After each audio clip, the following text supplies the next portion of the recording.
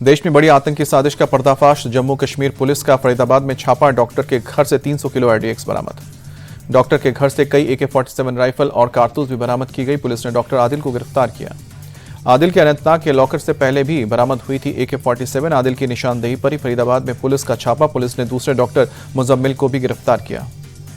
गिरफ्तार आरोपियों के अंसार गजवातुल हिंद आतंकी संगठन से ताल्लुक होने का शक। पुलिस को एक और आरोपी डॉक्टर की तलाश। 7 नवंबर को JNK पुलिस ने डॉक्टर आदिल को यूपी के सहारनपुर से गिरफ्तार किया था। डॉक्टर आदिल के आतंकी संगठन जैश से भी जुड़े होने के सबूत मिले। अहमदाबाद से एक डॉक्टर समेत 3 संदिग्ध आतंकी गिरफ्तार। खतरनाक जहर राइसीन से तबाही का था प्लान। गुजरात ATS ने तीनों संदिग्ध आतंकियों को गिरफ्तार किया। हथियारों के एक्सचेंज के लिए आए थे गुजरात। दूसरे फेज की वोटिंग से पहले पटना में लगे CM नीतीश के नए पोस्टर। लिखा 25 से 30 फिर से नीतीश। बिहार में दूसरे चरण के मतदान से पहले RJD नेता तेजस्वी यादव ने NDA पर लगाया आरोप। कहा कि हार के खौफ से गृह मंत्री अधिकारियों को दे रहे धमकी। तेजस्वी ने वीडियो संदेश में लगाया आरोप। कहा कि होटल के CCTV बंद करा के अधिकारियों को देर रात तक बुलाते हैं गृह मंत्री। CM हाउस से भी अधिकारियों को किया जा रहा है फोन। तेजस्वी ने कहा कि पूरा बिहार बदलाव के लिए कर रहा है मतदान। इस बार बिहार में परिवर्तन तय। RJD नेता तेजस्वी यादव ने उठाया सवाल। पूछा पहले फेज की वोटिंग के 3 दिन हो गए हैं, लेकिन चुनाव आयोग ने अब तक नहीं बताया कितने पुरुष और महिलाओं ने वोटिंग की है।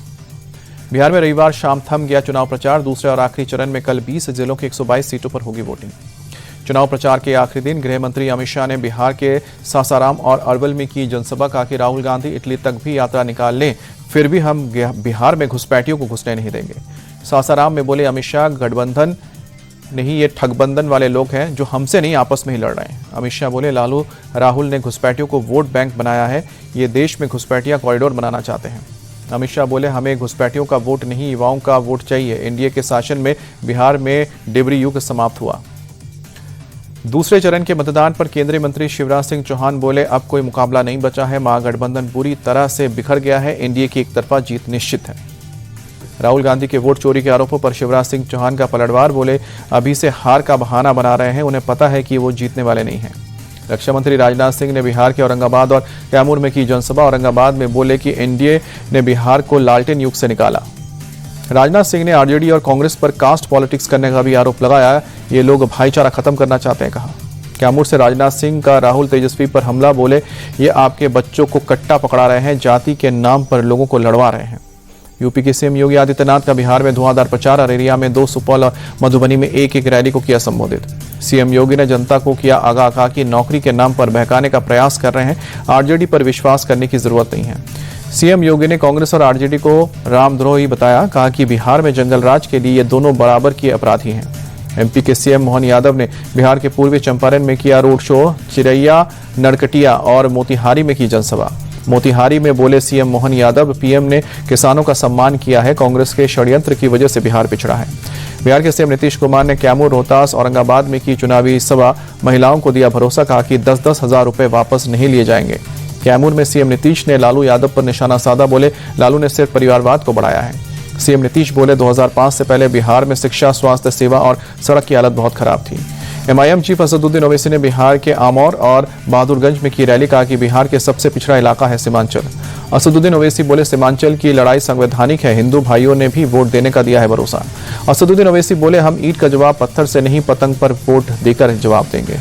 राहुल गांधी का मोदी और नीतीश पर हमला। किशनगंज की रैली में बोले मोदी जी ने देश में और नीतीश जी ने बिहार में रोजगार खत्म किया। राहुल गांधी बोले मोदी जी की सोच में नफरत और मेरे खून में मोहब्बत। मैं देश और समाज को जोड़ना चाहता हूं। पूर्णिया की रैली में राहुल गांधी ने युवाओं से की अपील। कहा कि पोलिंग बूथ पर वोट चोरी रोके, मैं वोट चोरी के खिलाफ लड़ता रहूंगा।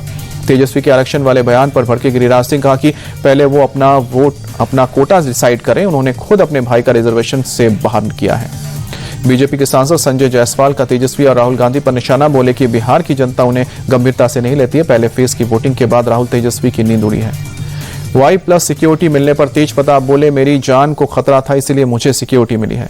बिहार के उप मुख्यमंत्री सम्राट चौधरी ने दूसरे चरण के मतदान को लेकर प्रचार अभियान थमने पर कहा जिस तरह NDA ने अभियान चलाया उसमें सबका समर्थन और सहयोग मिला है। सम्राट चौधरी का बयान। बोले कि लालू यादव के परिवार का कोई व्यक्ति चुनाव नहीं जीत रहा है। 2010 की स्थिति को दोहराया जाएगा। केंद्रीय मंत्री चिराग पासवान ने कहा कि खुशी है कि शांतिपूर्वक तरीके से बिहार में चुनाव प्रचार की समाप्ति हुई है। चिराग पासवान का बयान। बोले कि जनता के मन में कहीं ना कहीं हमारी डबल इंजन की सरकार को लेकर विश्वास है। हम लोग एक मजबूत सरकार बनाने जा रहे हैं। छपरा विधानसभा सीट से राजद उम्मीदवार खेसारी लाल यादव बोले, हमारा उत्साह बता रहा है कि हमारी सरकार आ रही है।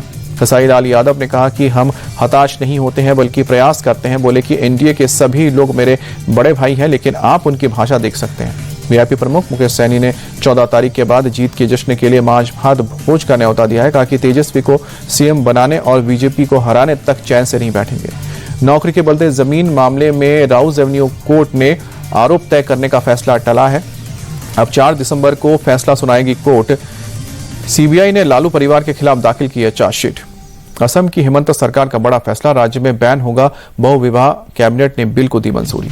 दिल्ली में हवा हुई जहरीली, एम्स इलाके में बेहद खराब श्रेणी में पहुंचा प्रदूषण स्तर, एयर क्वालिटी इंडेक्स 378 दर्ज। दिल्ली के आईटीओ इलाके में भी प्रदूषण का स्तर बेहद खराब श्रेणी में पहुंचा, सांस लेना हुआ मुश्किल, आसमान में छाई धुंध की मोटी परत। बढ़ते प्रदूषण से दिल्ली एनसीआर में सांस लेना हुआ मुहाल। दिल्ली में ओवरऑल AQI 346 दर्ज, आसमान में धुंध छाने के कारण विजिबिलिटी कम हुई। दिल्ली के कई इलाकों में AQI 400 पार, बवाना में 412, आनंद विहार में 379, अशोक विहार में 373 और AQI चांदनी चौक में 365, मुंडका में 378, ओखला में 347 एयर क्वालिटी इंडेक्स।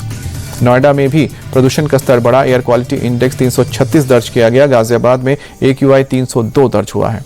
दिल्ली के अक्षरधाम इलाके में AQI 379 दर्ज किया गया, सांस लेना हुआ मुश्किल, धुंध की परत में छिपा अक्षरधाम मंदिर। प्रदूषण कम करने के लिए दिल्ली में जगह जगह पानी का छिड़काव, लोधी रोड इलाके में भी MCD ने पानी का छिड़काव किया।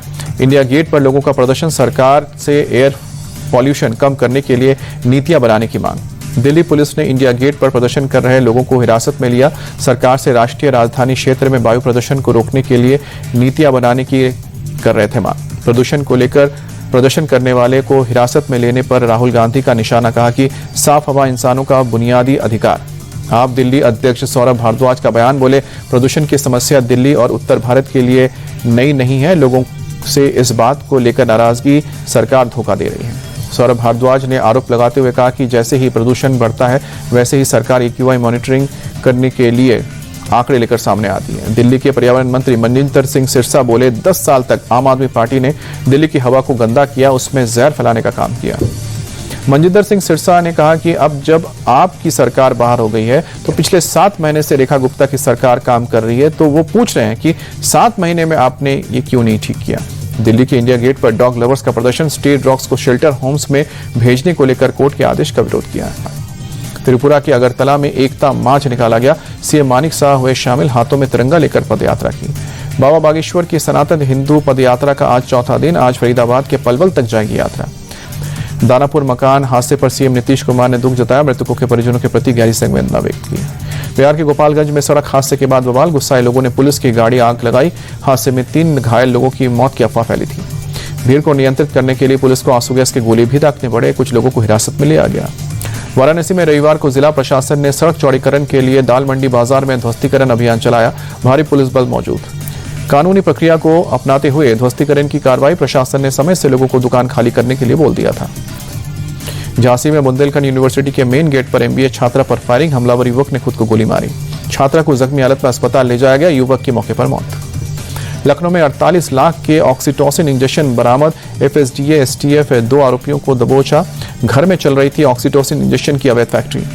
पुलिस ने मौके से 1000 से ज्यादा शीशी ऑक्सीटोसिन इंजेक्शन बरामद किए, 27 लीटर सिरका, 70 लीटर फिनाइल भी जब्त की। भोपाल में रेलवे ट्रैक के पास टिम्बर मार्केट में लगी भीषण आग, फायर ब्रिगेड की 40 गाड़ियों ने मौके पर जाकर आग पर काबू पाया। मुंबई आर्मी हेडक्वार्टर में हुई चोरी के मामले में पुलिस ने एक्शन लिया है, क्राइम ब्रांच ने 3 आरोपियों को पकड़ा है। कर्नल के केबिन से चुराए गए थे हथियार, जिंदा कारतूस और 3 लाख रुपए कैश। पालघर में मुंबई अहमदाबाद हाईवे पर चलती कार में लगी भीषण आग, ड्राइवर की सूझबूझ से 4 लोगों की जान गई, बड़ा हादसा टला, बड़ी गाड़ी पूरी तरह से जलकर खाक। भारतीय पुरुष क्रिकेट टीम कोलकाता पहुंची, साउथ अफ्रीका के खिलाफ 2 टेस्ट, 3 वनडे और 5 T20 इंटरनेशनल मैचों की सीरीज खेलेगी। 14 नवंबर से ईडन गार्डन्स में साउथ अफ्रीका के खिलाफ भारत टेस्ट सीरीज का पहला मैच खेलेगा। 22 नवंबर से गुवाहाटी के बरसपारा स्टेडियम में खेला जाएगा। वनडे सीरीज का पहला मुकाबला 30 नवंबर को रांची में होगा, दूसरा मैच 3 दिसंबर को रायपुर और आखिरी वनडे मुकाबला 6 दिसंबर को विशाखापट्टनम में होगा। T20 सीरीज का पहला मुकाबला 9 दिसंबर को कटक में होगा, 11 दिसंबर को मल्लापुर और 14 दिसंबर को धर्मशाला, 17 दिसंबर को लखनऊ और 19 दिसंबर को अहमदाबाद में आखिरी मैच खेला जाएगा। मेघालय के आकाश चौधरी ने रचा इतिहास, प्रथम श्रेणी के क्रिकेट का सबसे तेज अर्धशतक जड़ा, लगातार 8 छक्के लगाए। आकाश चौधरी ने 8वें नंबर पर बल्लेबाजी करते हुए शानदार उपलब्धि हासिल की। 8 छक्के और 11 गेंदों में अर्धशतक जड़कर विश्व रिकॉर्ड बनाए। 14 गेंदों पर 50 रन बनाकर नाबाद रहे। शिफाली वर्मा का हरियाणा के रोहतक में हुआ ग्रैंड वेलकम, फूलमाला पहनाकर लोगों ने स्वागत किया। विश्व कप जीत के बाद दीप्ति शर्मा ने किए भगवान महाकाल के दर्शन, भस्म आरती में भी शामिल हुई। क्रिकेटर रेणुका ठाकुर का शिमला में प्रशासन और गांव वालों ने किया सम्मान। सुपर टाइफून फंग वोंग ने फिलीपींस में मचाई तबाही। तेज हवाओं की वजह से कई जगह बिजली की लाइनें गिरी। हवाई में किलालुआ ज्वालामुखी में विस्फोट के बाद निकल रहा है लावा। अमेरिकी भूवैज्ञानिकों ने ये वीडियो रिकॉर्ड किया।